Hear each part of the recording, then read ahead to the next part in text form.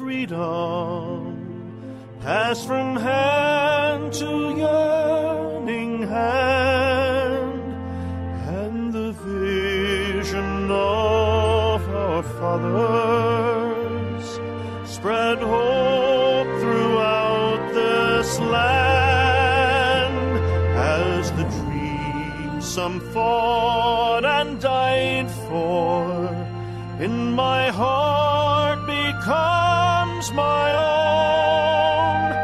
I will strive to keep her promise, America, my home.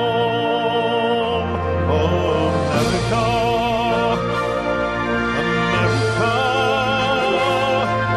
may God bless America, and freedom reign across America, my home.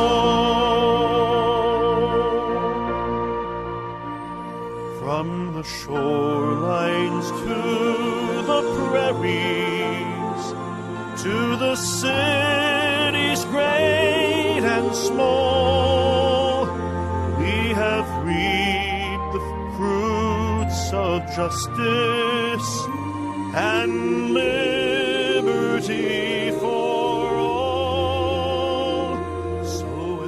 So with deep appreciation for the blessings of freedom that we know in this great and wonderful country of ours, I'm Dr. George Simon, welcoming you to another edition of Character Matters. This is the program where we talk about what I consider to be the defining issue of our time, the character crisis that we're in and that affects all of our lives in so many ways and mostly affects our freedom. This is a wonderful, free place to live. We enjoy more freedoms here than most countries on the planet. It's a marvelous experiment in what human beings can do when left alone, when given the maximum degree of freedom. But as we have seen, demonstrated time after time, our social order can't hold together very well unless we are people of character. Freedom only works when we're people of good character. And it's my personal mission to address that problem as best I can. As a mostly retired psychologist, having dealt for most of the years that I was actively in practice with the most severely disturbed characters and their victims, I came to realize the extent of the problem. Truth be told, regardless of the diagnoses that folks might get today for one purpose or another, either to satisfy insurance companies or to justify the use of medications or whatever the case may be, regardless of the diagnoses, so many of our problems today really are an outgrowth of character disturbance. And in some cases, that disturbance can be quite severe, rising to the level of a true disorder of character. And really, most of the methods that psychology developed at the turn of the last century to deal with the various psychological problems that people had were not up to the task of dealing with character disturbance. So we've got a whole new set of problems, and we've got a whole new way of approaching things. And it's been my personal mission to get as much information out there as possible about the problem. And so I blog at www.manipulative-people.com.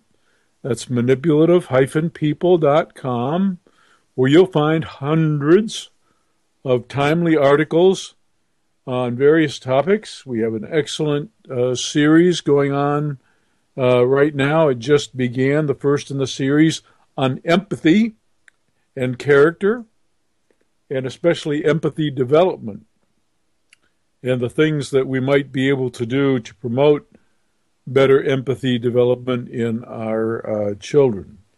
So you won't want to miss that series of articles on the manipulative-people.com blog.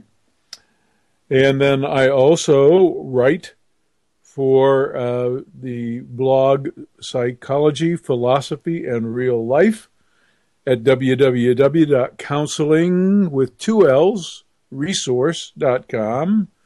That's www.counselingresource.com, where again you'll find many articles that I've written. And then, of course, I have 3 books. The international bestseller, In Sheep's Clothing, considered by many to be the definitive book on understanding and dealing with manipulative people. And then my book, Character Disturbance, The Phenomenon of Our Age, which is a more in-depth look, not only at the various disturbances of characters, but also it gives you a peek inside the kinds of rules that really need to apply, A, if you're going to instill good character in your children, and 2, if you're going to try and seek help, professional help, for either overcoming a toxic relationship or trying to perhaps counsel a disturbed character, someone you're in a relationship with who you know needs the help because you know that they're not functioning well, that they are either too self-centered or too impulsive for their own good, and they cause problems in their relationships. Most kinds of therapies are not designed to help folks sufficiently with these kinds of problems. So in Character Disturbance, I explain basically what to look for in the way of the right kind of help. So those 2 books, and then my 3rd book for the benefit of, or I wrote geared toward the Christian faith community, called the Judas Syndrome, which is about how our actions betray our true faith. It's really hard, it's really easy, to say that you believe. It's another thing to, through your actions, demonstrate your belief.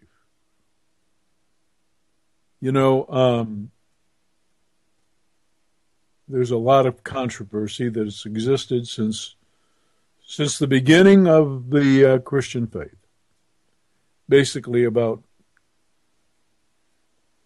what rescues a person from a more base existence. And faith has the power to heal. But one thing we know from many years of study, these last few decades in psychology, is that there is an inextricable link, a firm connection between how we really think about things, what we really think, how we really believe, what core values we hold dear. Not what we say, not what we fantasize, but what we really hold. There's a core relationship there between those attitudes, ways of thinking, ways of believing, and the way we act. We know this. So it's one thing to profess something on the lips. Talk, as they say, proverbially, is cheap. But it's another thing to evidence one's true beliefs through one's actions. In fact, our actions do betray us. They always betray us. And so that's what the Judas Syndrome is all about. So I invite you out there who are searching for material on character development to check out my books, In Sheep's Clothing, Character Disturbance, and the Judas Syndrome, and also to visit my blog at manipulative-people.com, and the other blog I write for at counselingwith2lsresource.com, and avail yourself of the wealth of material there, especially if you're dealing with or overcoming a relationship with a disturbed character in your life. Now, tonight's program is going to focus on the topic that I broached in the first article of a new series on the manipulative-people.com website, blog site, namely empathy and character disturbance. And if you have questions or comments, or you've read the articles, or you have a story to share, please join the conversation at 718-717-8296. That's 718-717-8296. Happy to take your call. Happy to have a conversation with you.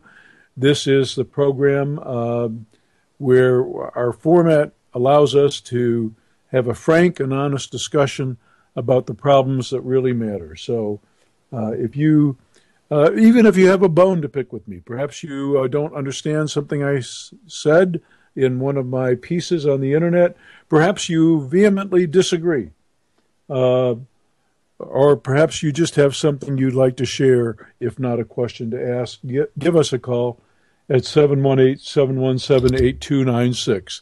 That's 718-717-8296. Well, I need to talk a little bit about the article that posted this past Friday, the title being Empathy and Character Disturbance. It's the first in a series. And in this article, I revisit the fact that at the heart of most character disturbance is a relative lack of care and concern for others.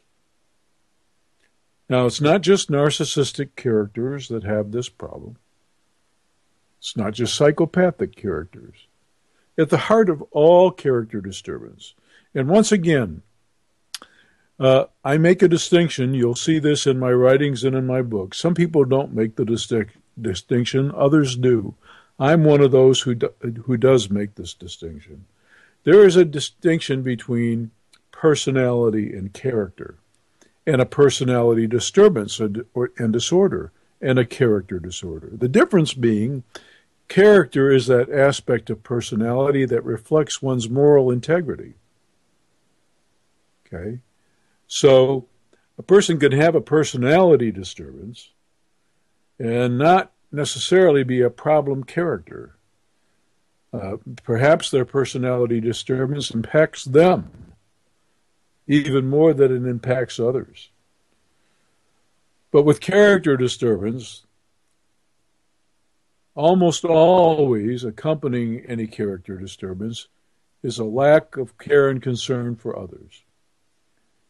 And in the most extreme cases, in the most severe character pathology, namely psychopathy, deficits in empathy can be extraordinary to the point where a person can be either totally devoid of the capacity for empathy, or if they have some limited capacity for empathy, they have the uncanny ability to what we call compartmentalize it. and by that we mean mentally wall off any emotion. We see this, for example, sometimes in some psychopathic sexual predators, individuals who prey on children and then murder them so that they can be absolutely assured, at least in their own minds, that they're not caught. And other reasons. Sometimes it's part of their sadism to take a life as well as do the horrible things that they otherwise do.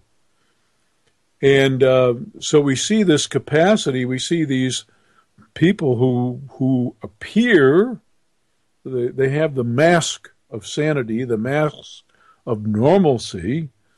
They are sane by definition. They're not good by definition, but they're sane, they're rational. Wish we could say that they were truly insane and didn't know what they were doing, but most of these folks know exactly what they're doing, even though what they're doing is awful. But in some of these folks, they have the capacity to appear, at least, normal, and to have normal emotions and empathy and care and concern. They might even have positive regard for their own family members. They might even be willing to suffer or die for a loved one. And yet, when they're on the prowl, when they're going to prey on an innocent life, they have the capacity to simply turn it off like a light switch. Just that fast. To completely compartmentalize or wall off any emotion. So this is really chilling. I've said this before on one of the past programs, but this was illustrated very well by Truman Capote in his In Cold Blood, the real-life account of two-bit criminals who happened to stumble upon a farm home in a rural area, and they were basically trying to hide out.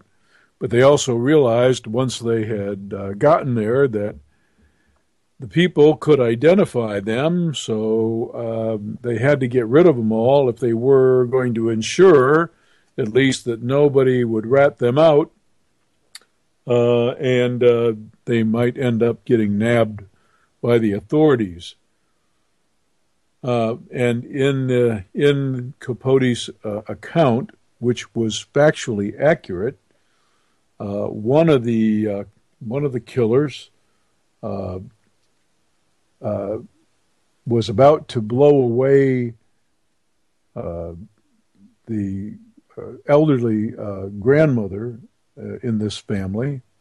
She didn't know that, but he noticed that she was cold and shivering and frail, and so in kindness, as sick as it seems, he made her comfortable in a chair, in a rocking chair, put a shawl over her, made sure she was warm and comfortable before taking her life in cold blood. So this is the uncanny capacity of the most malignantly narcissistic people on the planet to be able to compartmentalize any emotion or empathy to that degree, to just turn it off when they are preying, Preying, on folks. But as I said, in other cases, the empathy deficits can be extreme, and in some cases, people just don't have the capacity for empathy.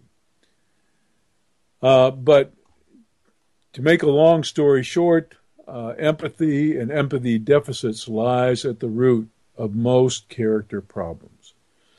Now, one of the things that prompted me to resume a new series on empathy and character is that a case that is about a year old has just come back into the news recently. Perhaps you will remember the case. It involves two young girls, which is odd enough in itself, frankly, because up until recently, up until the last 30 or 40 years, at least the way we gathered statistics. Now we don't know. Prevalence rates could have been different, but just undiscovered, basically. But until recently, we just haven't seen the numbers of women, especially young women. There's another double whammy right there, who appear to have huge empathy deficits, which contribute to their ability to do all kinds of heinous things. So back in June of last year, when this case first hit, the case of Morgan Geyser and Anissa Weier, you might remember this. It was about a year ago, a little over a year ago, because I posted the first article about it back in June, so probably a year and a half ago. This was commonly known as the Slenderman stabbing. The girls were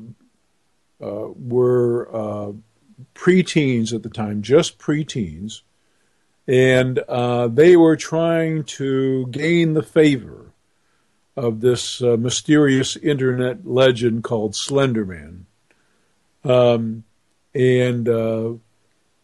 What they wanted to do was to stab this person to impress. It was an acquaintance in their school, not a close friend, but just an acquaintance in their school.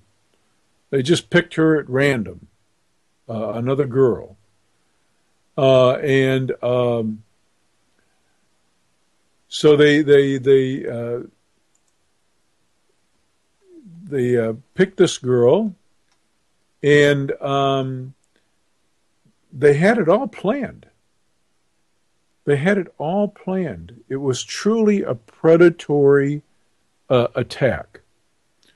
Their first plan, as a matter of fact, they experimented with several different scenarios. First, they planned to wrap the victim's mouth with duct tape while she slept, and then they were going to stab her in the neck. That was their first plan. Another plan they considered was to kill this girl in a park bathroom, partly because it had a drain that would make the cleanup easier. But eventually they decided on another plan where they would play what appeared to be a harmless game of hide and seek in the park, thus luring the unsuspecting victim into a trap. You know, come play hide and seek with us. And after luring her into this park, they attacked her, stabbing her. I can't remember the number of times. I want to say 13 or 16 times, somewhere in there. The girl survived the attack. Thank God. But the interesting thing about this case, and I don't know how many of you will remember it from when it first came to light, but the interesting thing about this case was what the girls had to say about the event when they were questioned by authorities. this was the most remarkable thing. One of the perpetrators remarked how interesting she found it. And these words are carefully chosen. I am quoting here from the police account of this girl's testimony before them in her initial interview with police. She remarked how interesting she found it to have no real feelings when she was stabbing her victim, other than the excitement associated with actually doing it. Now think about that. This is a barely preteen young girl who carried out a calculated predatory act, even went through different scenarios to set it up. And she found it interesting that she didn't have any feelings about it, other than the excitement that came along with actually doing something that shocking. And she also described carrying out the attack as surprisingly easy. Now, this is what I mean when I say that empathy deficits are always at play in character disturbance. And in some cases, the most extreme cases where psychopathic traits are there, or maybe the person is a full-blown psychopath, there is no empathy altogether, or else there is this remarkable capacity to compartmentalize it. So this case has now come back to trial after a year, and the issue is how to treat the case. Remember, these girls were 11 and 12. Now they're 12 and 13.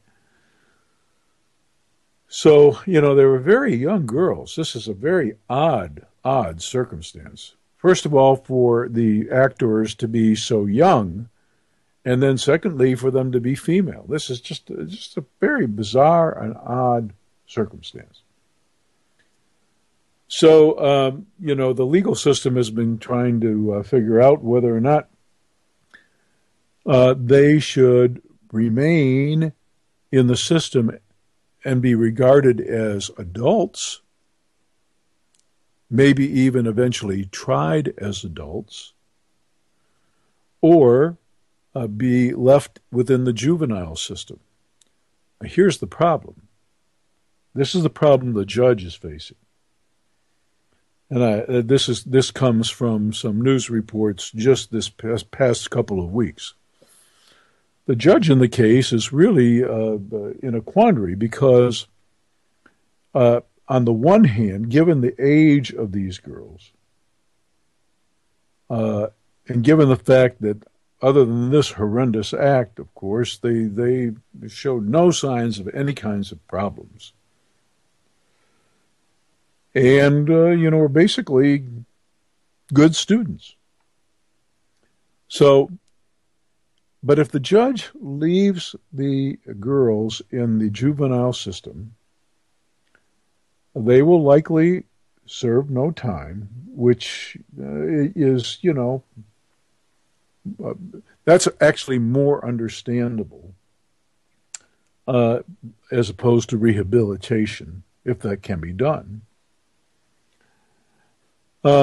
And they will also, because they'll be in the juvenile system, they'll be eligible for an expungement of their record in the future, et cetera, et cetera. Well, here's the problem. The judge is noticing that even after a year or more of treatment, these girls still do not seem to have empathy. One girl was noted during the hearing just kind of staring off into space, being nonchalant, not seeming to have any care and concern in the world about her own future, even.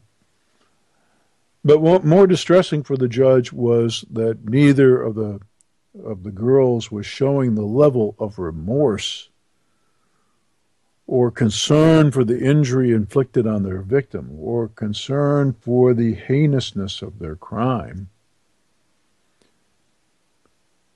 And in that troubling realization, the judge just cannot see leaving these children within the juvenile system. Now, to mandate their continued treatment and to restrict their freedom, they're going to have to be prosecuted and dealt with by the law as adults. So this is a real quandary. But the case really sticks out in my mind because I see it as a reflection of the unique sociocultural zeitgeist of our modern era. We have far too many young folks who haven't developed the level of empathy that they need to have to function adaptively, to have appropriate regret and remorse for actions that injure others. They may not all be psychopaths. I had another article on the counseling resource site at Psychology, Philosophy, and Real Life. The title of that article was Budding Psychopaths or Immature Characters. And it dealt with the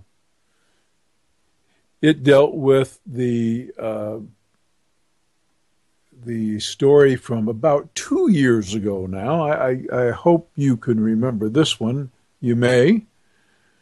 This was a story that developed after a video went viral on YouTube, showing some 7th grade students from Greece, New York. Greece, a town in New York, at a middle school there, who were mercilessly taunting and bullying a school bus monitor, a safety monitor. This was a female monitor. And the taunts were just incredible. From, these were 11 and 12-year-old children, okay? These are 11 and 12-year-old children. Each one on the tape frequently dropping the F-bomb, using the B word over and over again on this poor woman. Some suggesting she needed to be raped, stabbed, and cut with a knife, and other vile acts, in a complete display of disregard for authority, no respect for authority, and complete indifference to the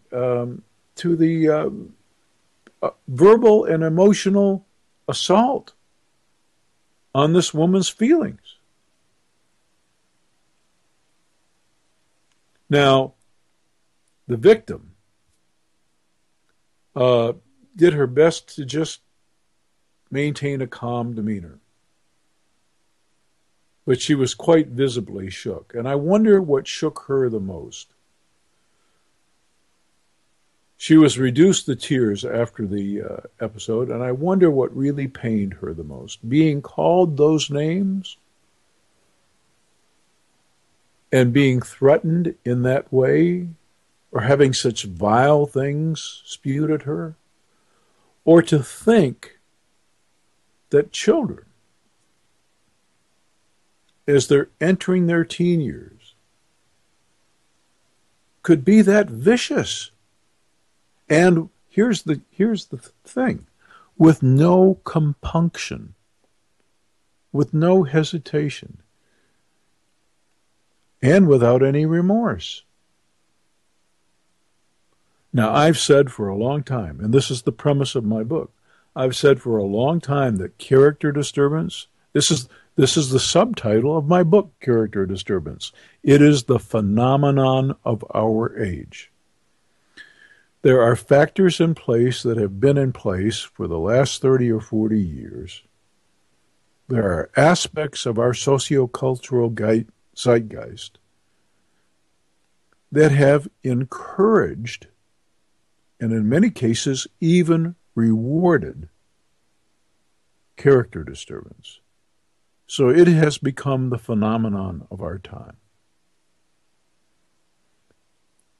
And we have to do something about it.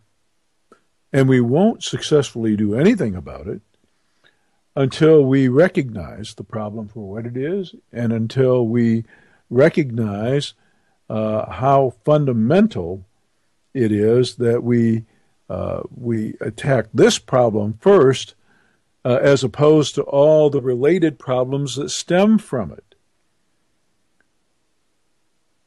It's character and character disturbance that lies at the root of so many of our social ills.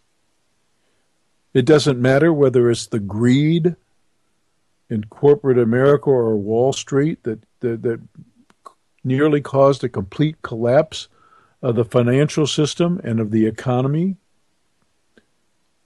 It doesn't matter whether it's that person you just absolutely can't work for or can't get along with at the office, or that partner that you just simply can't live with. Character disturbance is at the root of all these problems. People of good character not only prosper themselves, but they set an atmosphere in which the general community can thrive and prosper. It all hinges on character. It always has. It probably always will. Maybe you don't agree with that. Maybe you do. Maybe you've got an example to share. Maybe you've got an example of diminished empathy capacity in somebody you know or have worked with, or maybe even used to live with, or maybe are living with now. In any case, if you want to join the conversation, the number to call is 718-717-8296. That's 718-717-8296. I'm happy to take your call. Last week we heard from a caller who was a self-admitted character who was disturbed early in life and who is on the mend, who is a recovering disturbed character. And I want to say that the issue with character disturbance is not hopeless. It's not hopeless at all. And that's part of the reason why I'm going to be doing this series on the manipulative-people.com blog. There are so many things that we can do to foster empathy development. We do know that there are some biologically based predispositions to this problem. We know that. But it is not fair to say, now I want to make this really clear, it is a misrepresentation of the scientific evidence to say that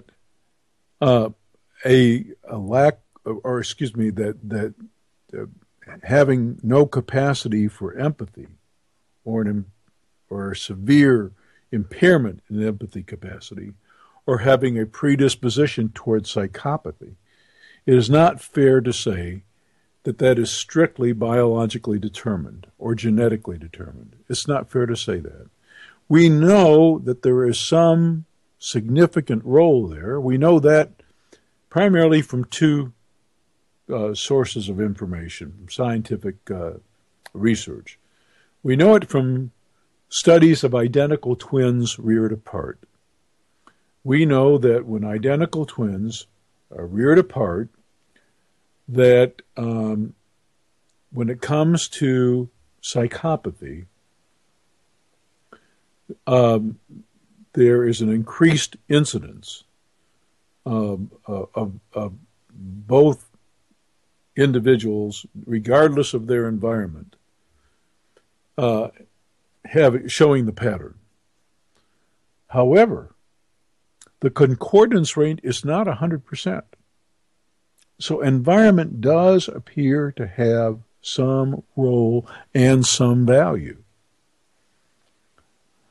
We also have these studies, brain imaging studies, whereby we run these tests and see how areas of the brain work.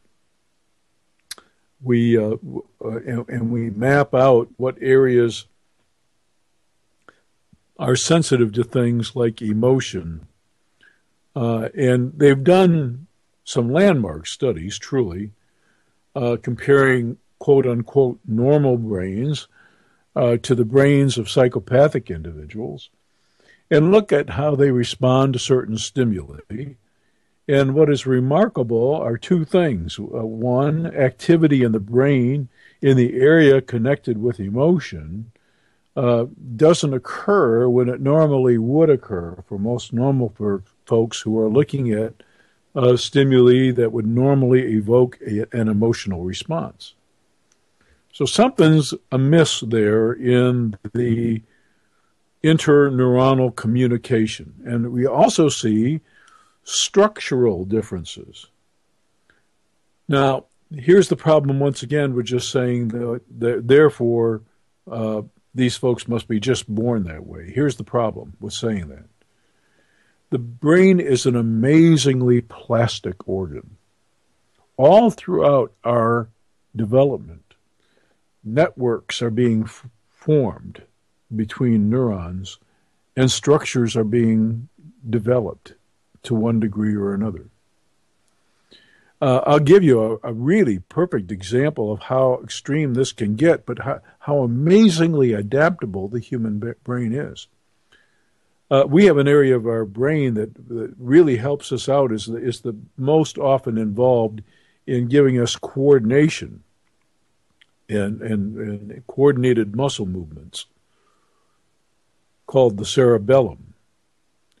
Well, some individuals have actually been born without that part of their brain. So guess what had to happen as they were growing up for them to be able to learn to walk and talk and maybe play the piano or whatever other activity they were going to do? Guess what had to happen? Other areas of their brain had to develop differently and take over the role,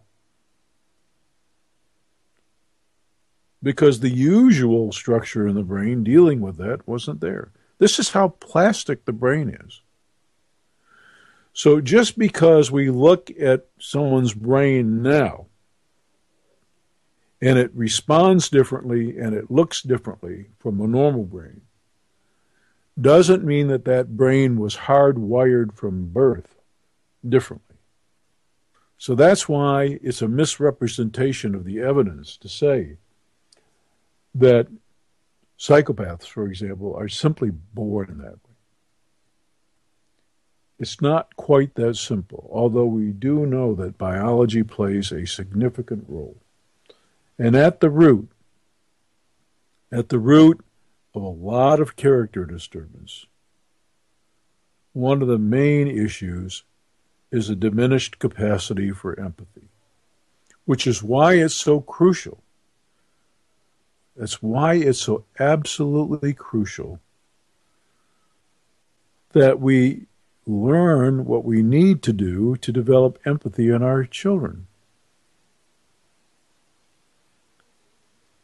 When we read stories like the story of the of the bullies on the bus and their safety monitor, bringing her to the point of tears with insult after insult and verbal attack after verbal attack, taunting mercilessly, seeing that she is shaken up, seeing that she is really being beaten down, and then sadistically piling on with it.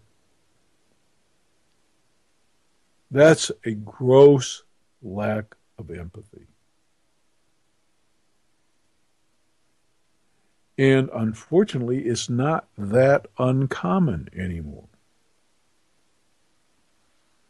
Now, I'll give you an example from personal experience that also you might find interesting. You know, I can't help being a psychologist, so I'm always observing things, and I'm always learning new things. I learned early on, raising my own children, that many of the things we were taught had a great deal of value, but some of the things we were taught, I just knew that there was something wrong with the theory, basically, because you know you have kids of your own and you have your own experiences. You kind of see what's going on, and you learn, basically. But this story I want to tell involves not one of my own children, but one of my grandchildren. When my dear, sweet, adorable grandson was young, maybe about 4 years old, he has a sister 2 years younger. The sister is his constant buddy now. But you know, before we develop, we are kind of natural rivals. Nature endows us that way. Sibling rivalry seems to be built into us, so to speak. And in any case, I remember this one scene very vividly in in the family room of our home, where my granddaughter was about to go toward a toy that was at one end of the room, and in the process she had to pass my grandson, who may have had his eye on this toy. I see that we have a call here coming in, but I'm not sure that I'm going to accept it because I don't have I don't have a way to identify it, so we're not going to accept this call. If whoever is making the call wants to get on the program at 718-717-8296, I suggest you call back in another time, give it about 2 or 3 minutes, and then call in, because at the present time, I'm not seeing any identification whereby it would be safe to patch you in. So we'll have to wait on that. So if caller, if you're a legitimate caller out there, I can't identify your number, and if you want to call back in, give it a couple of minutes and call back in. Then I'll know you're trying to get through, and I'll see if we can't patch you in. Once again, the number to call is 718-717-8296. At any rate, let me rehash this story for you again. So my young granddaughter is going toward this toy, and maybe my grandson has his eye on the same toy. Maybe it has nothing to do with it. But I'm looking right at him, and he's looking at me, and with a little smirk on his face, he sticks out his foot, and he trips his sister, and she falls flat on her face. And he was simply delighted it appeared, with having done it. It was just amusing to him, much like this example that I gave earlier of how this young girl said it was just kind of interesting that they did these things to this classmate. It was no big thing. It was just kind of amusing. And I kind of internally reacted with a little horror. I thought, oh my goodness, what am I witnessing here? Am I witnessing one of my own grandchildren with maybe this predisposition, this lack of care and concern? Well, I have to tell you, there isn't a more loving child than this child. He's much older now. He's not much older. He's older now. And he and his sister are very tight. And they cry for one another. They would do anything for one another.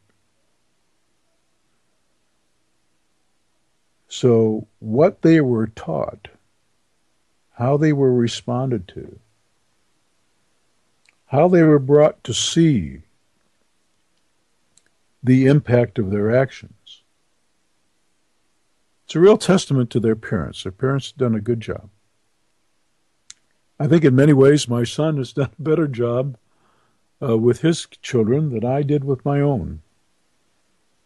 I'd like to think that he learned some from my mistakes, which would be great, because you know the old adage that the sins of the father are sometimes visited on sons for 7 generations. And by that, the adage is referring to the fact that patterns do sometimes repeat, especially abusive patterns. So I tell this story only because I want to make the point that learning is something that is unique to the human species as the heavier weight in our development. So many other lower life forms. We have somebody trying to call in again, so I'm going to try and do this.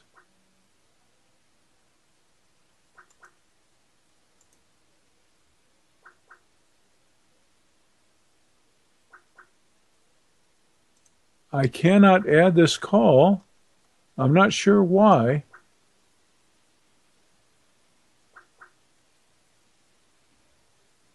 I'm not sure why I can't add this call.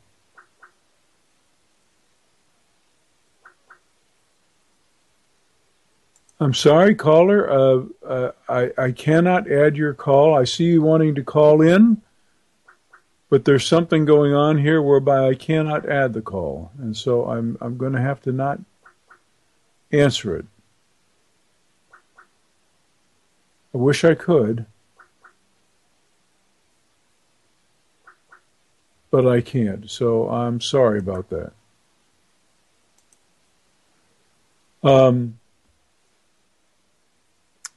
We'll have to see what's going on here. I apologize to the audience. I'm not sure what's going on with the phone system today. Once again, we have somebody trying to call in. Well, I'm going to do this soon.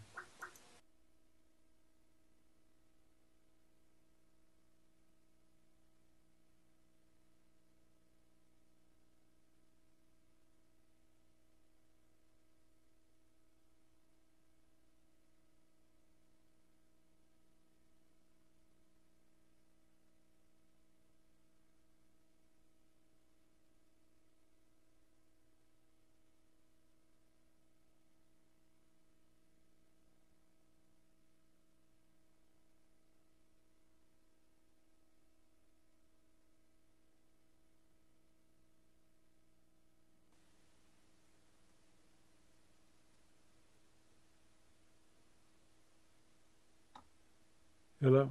Well, We've lost the caller. Once again, I am not sure what is going on there. I apologize, caller, if you're still listening. Hang on. We've lost you from the air, and I can't patch you through. I'm not sure what's going on here, but I cannot patch you through correctly. So I'm sorry. I hope to have this resolved by the next program, and if I do, I'll make an announcement on the air, and perhaps you can call in again next week. I would love to take your call, and I'm not really sure what's going on with the phone system where I can't patch you through correctly. Okay, I'm sorry about that. Thanks very much for understanding. The caller is from Latin America and sounded like he had something he wanted to say, that might have been very interesting, and I apologize for the technical difficulties. Well, and I also apologize for the fact that we're running out of time, but I want to just re-emphasize the main points of the topic that I've been discussing today, and that is that empathy is not a matter of just being born with it or not. It is something that can be cultivated, and we human beings, unlike lower life forms that just follow the program, we are capable of so much learning.